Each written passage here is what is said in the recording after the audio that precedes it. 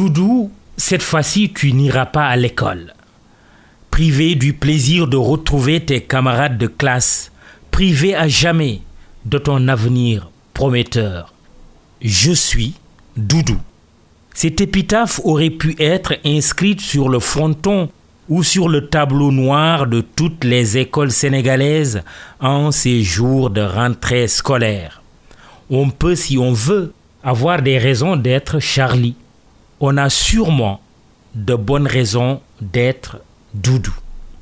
Si seulement les enfants avaient droit à la parole, quel parent d'élève, en amenant le sien à son école le jeudi matin 12 novembre, n'a pas eu une pensée pieuse pour Doudou Faye?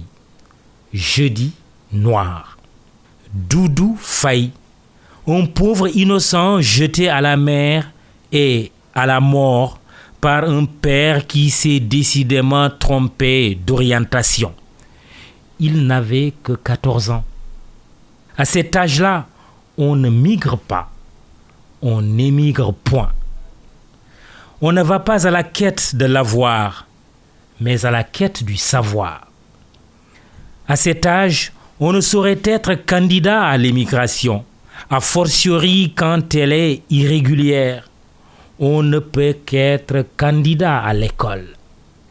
Mamadou Lamine Faye, le père de Doudou, a cru à tort que son fils avait sa place dans une pirogue pour une folle aventure. Le faisant, il l'a sacrifié sur l'autel de la bêtise en le livrant à la faune des requins. Pourquoi cet enfant innocent et pas lui? Non, la pauvreté ne peut pas tout justifier. Le chômage non plus, puisque Doudou Faye n'avait même pas l'âge de travailler. Décret ou pas, sa mort dans les circonstances décrites justifie amplement un deuil national. Ne parlons pas des dizaines, voire des centaines de jeunes déjà engloutis par la mer et dont les corps jonchent les plages du monde. Le raisonnement de cette jeunesse désœuvrée est simple. Non seulement semble-t-elle dire « Vous ne nous donnez pas du poisson », mais encore, vous ne nous apprenez pas à pêcher. Alors permettez que nous partions. Résultat, des candidats et des cadavres. Bien que simpliste par moments, ce raisonnement n'en demeure pas moins un message à décortiquer par l'État du Sénégal. L'actuel pouvoir qui fait face à son tour au phénomène migratoire aurait tort de banaliser la nouvelle vague de départ vers un improbable Eldorado. Certes, on peut relever les mesures de sécurité prises tant à l'encontre des candidats au voyage risqué que des passeurs qui font fortune dans ce business de la mort qu'est l'émigration clandestine. Mais le tout sécuritaire ne doit pas être la seule réponse.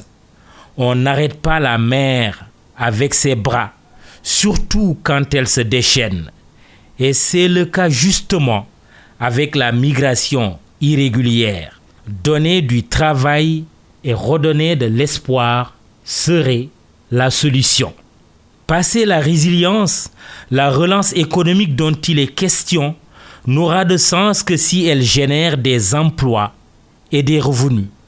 La perspective n'est pas simple, il faut l'avouer, surtout dans un monde en crise.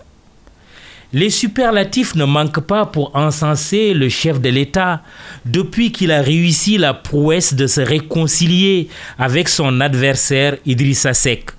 Néanmoins, le président Macky Sall a beau être le maître du jeu, en étant à la politique, analyse certains, ce que Messi est au football, il ferait toutefois échec et mat s'il ne parvenait pas à résoudre l'équation que lui pose l'émigration clandestine.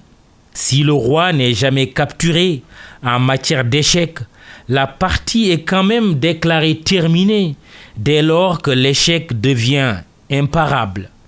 Dans l'échiquier politique, même les génies peuvent être pris à leur propre jeu.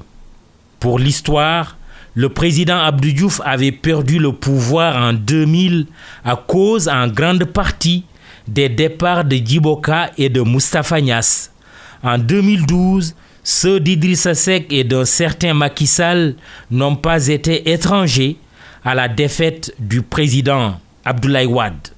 En se séparant récemment au niveau gouvernemental s'entend de piliers de son régime, l'actuel locataire du palais présidentiel prend le risque d'en faire de potentiels adversaires.